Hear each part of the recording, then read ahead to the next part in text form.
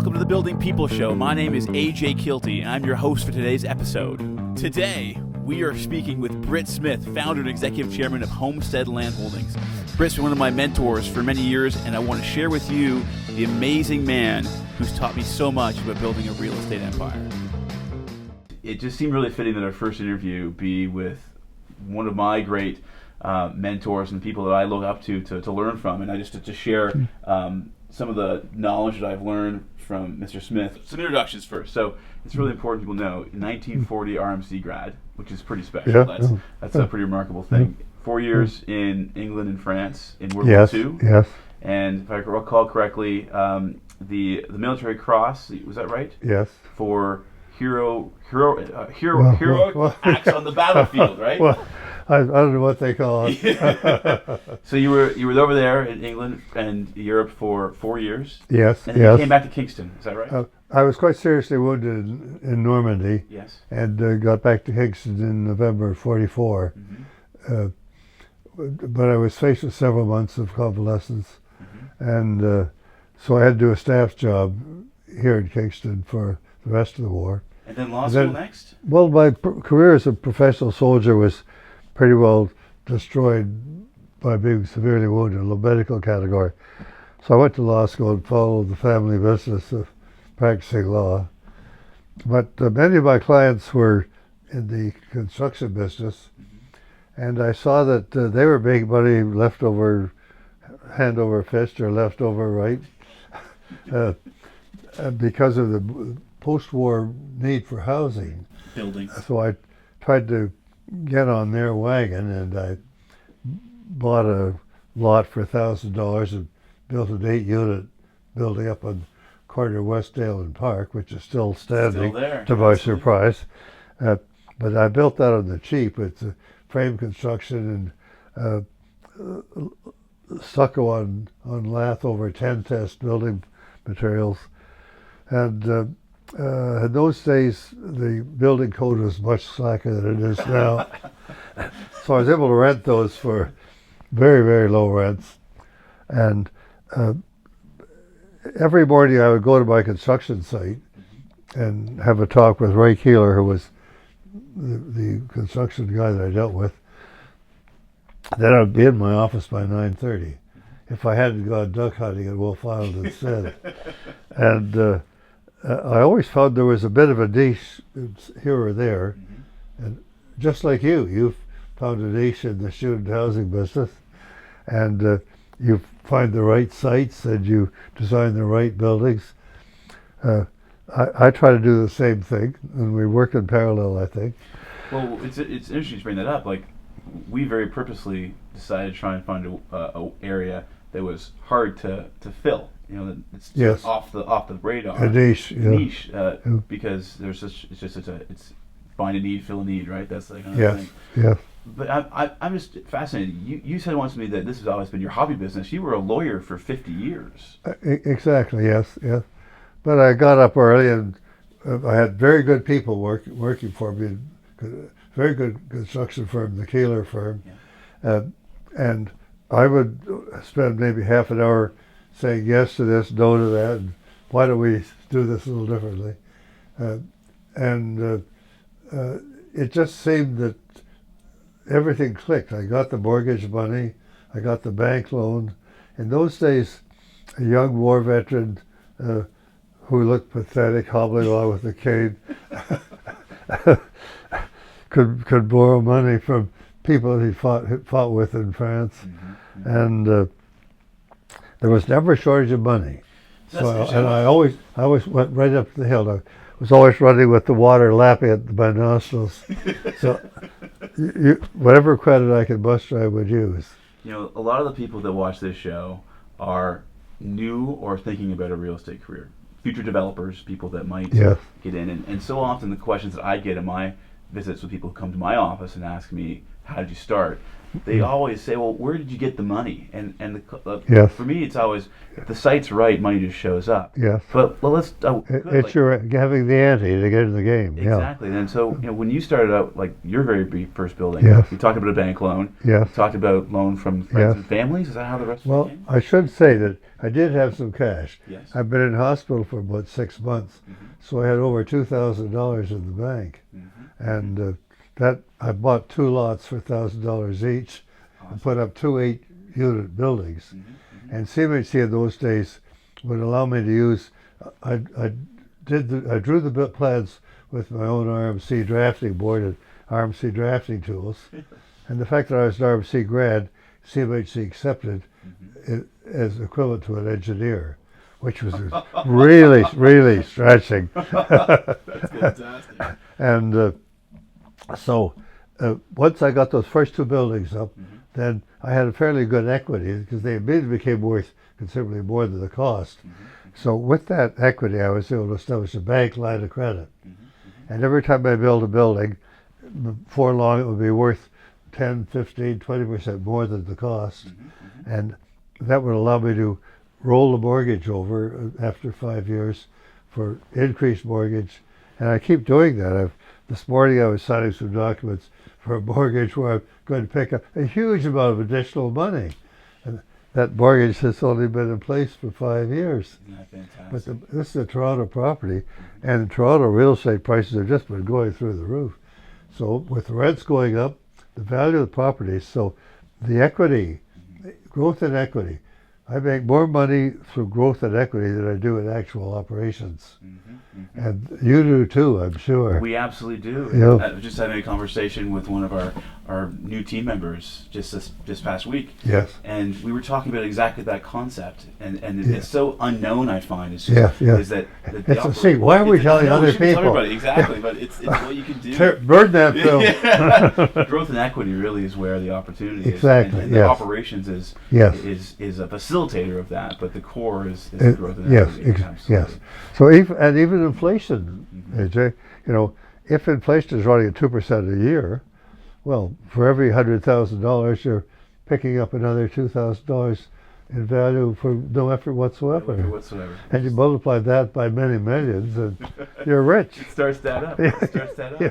All of a sudden, you don't know what to do with all the money. Well, those are good problems to have. So, that's not quite the case. But one of the things... Let's don't mislead any poor young person who think of going into real estate and think it's that easy.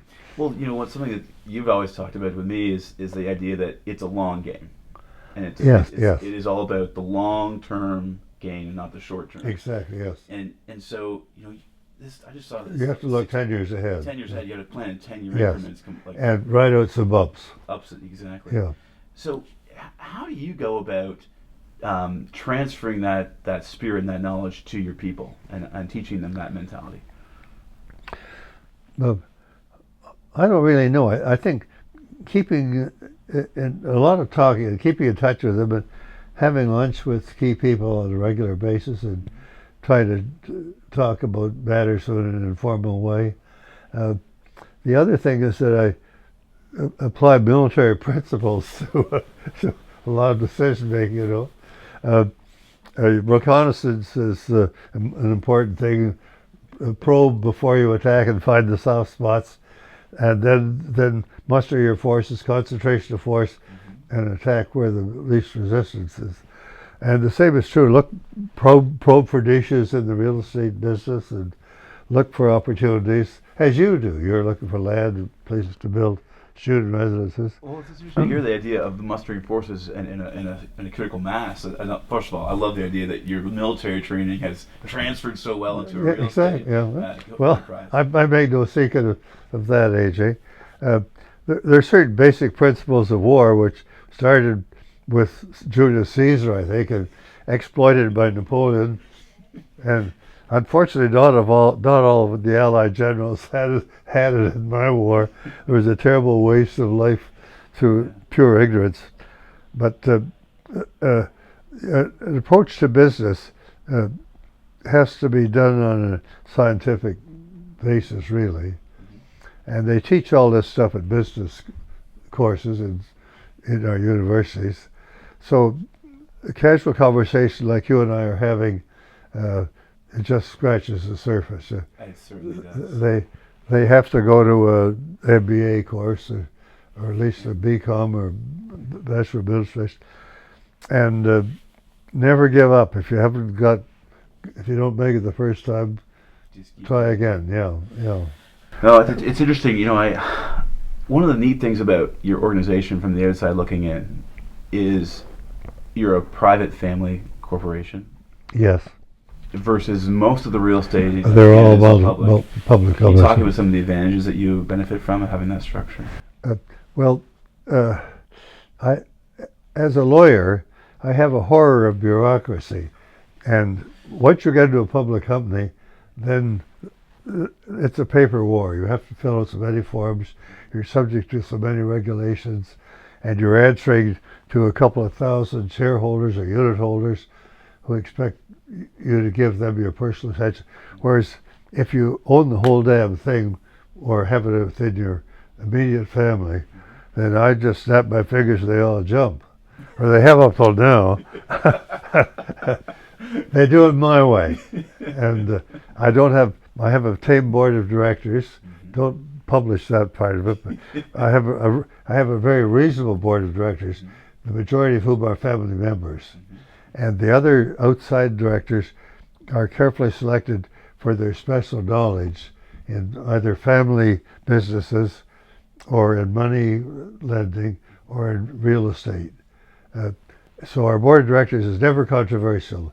They always work as a team, and I rely on them for advice, and it's always there. And I think that keeping away from public ownership was the best thing I ever did. It's amazing. In other words, my friend Sam Coleus now has to keep about 1,000 unit holders happy.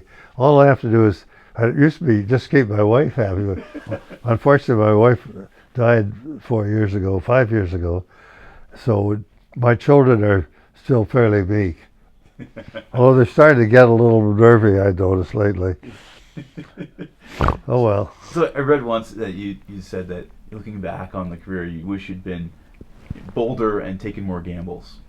So I was kind of curious to understand, what that would mean for someone who's, 2 or 3 years into their real estate development career. When you say be bolder and take more gambles, what type of things do you see as being needed to do?